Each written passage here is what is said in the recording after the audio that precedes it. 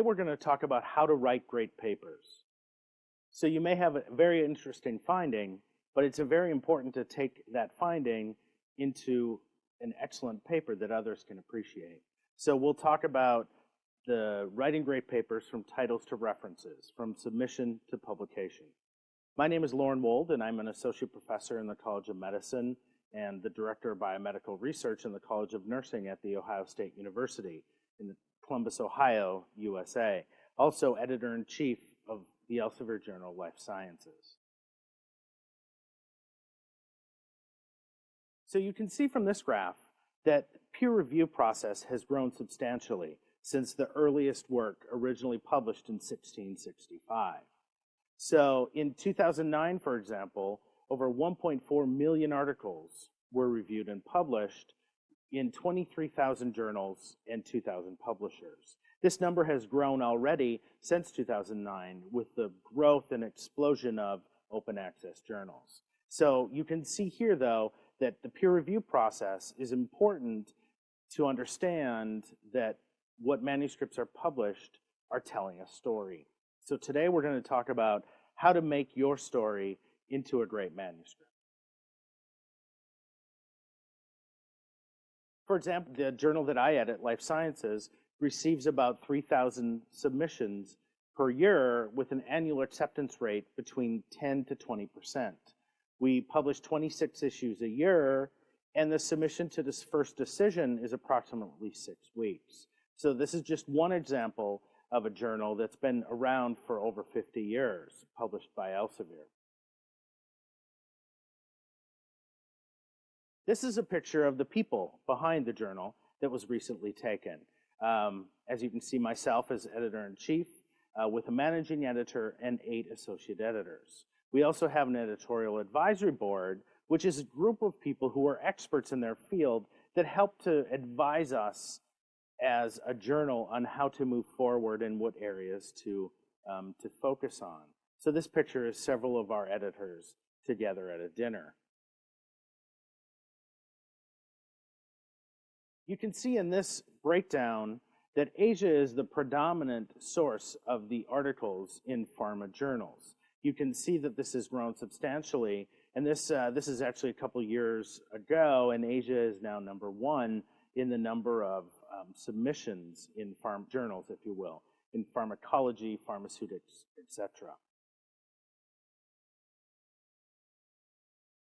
The process has predominantly moved online, where it used to be that one would submit their articles to a journal by sending them in the mail, and it would take a lot longer, whereas now it's very immediate. It's all online. Manuscripts are uploaded as portable documents, and this, of course, increases the amount of material that a journal can accept, but also decreases the time it takes.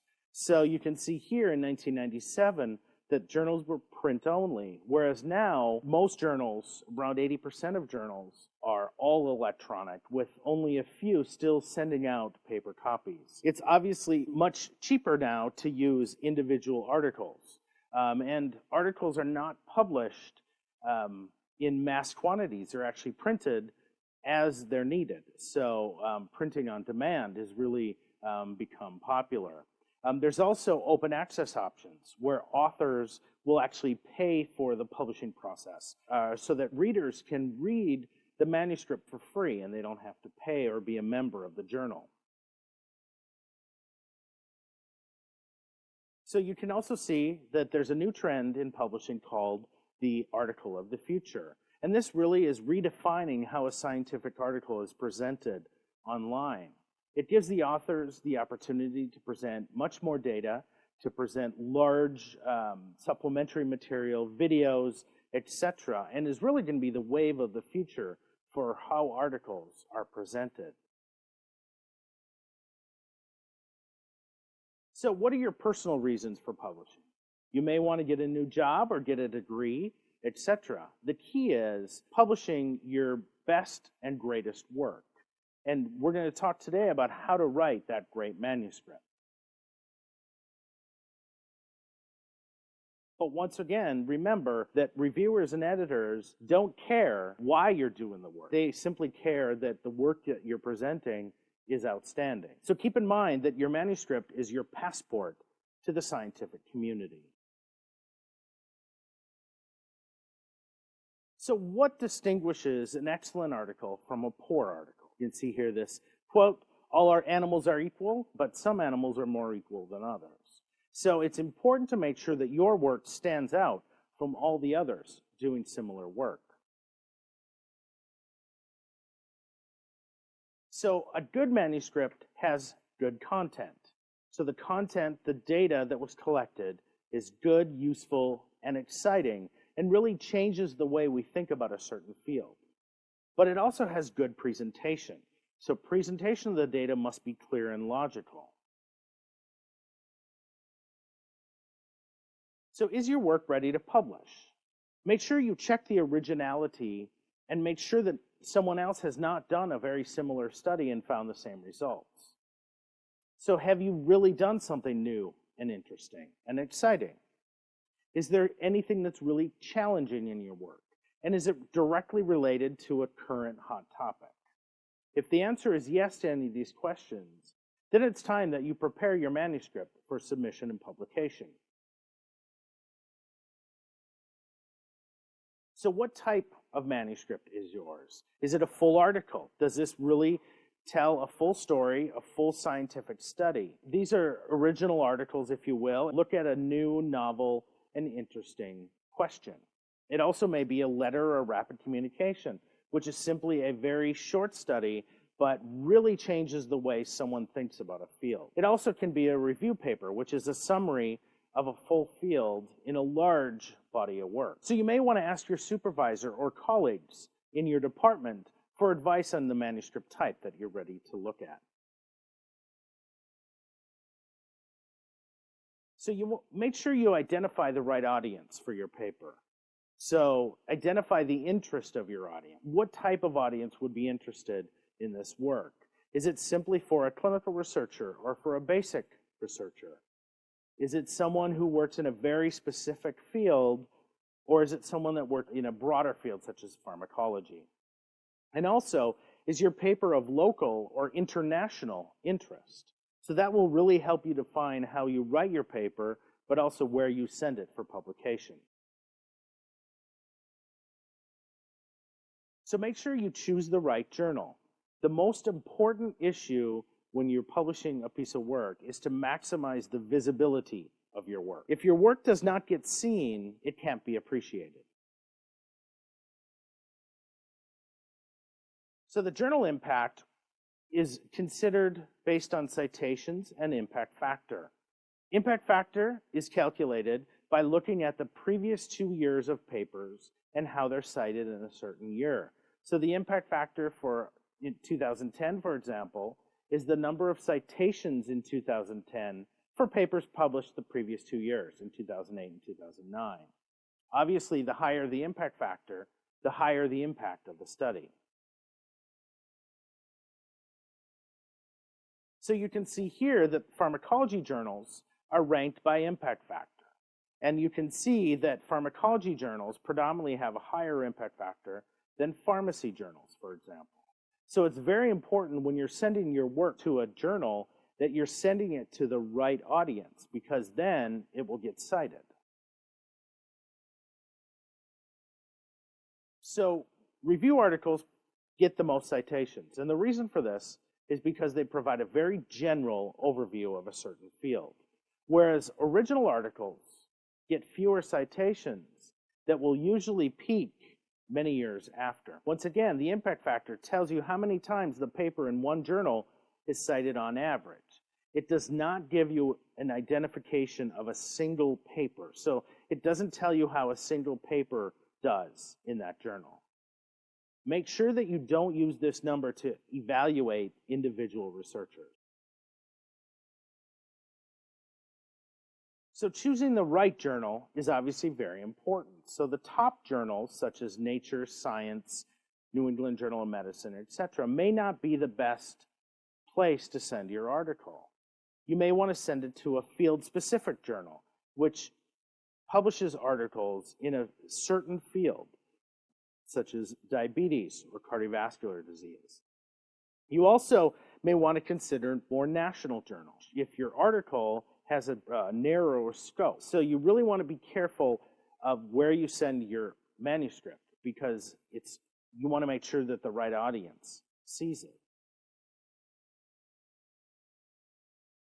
So you want to look at the aims and scope of the journal, and this is all found online, where you can look at what types of articles that journal publishes. Also, the readership.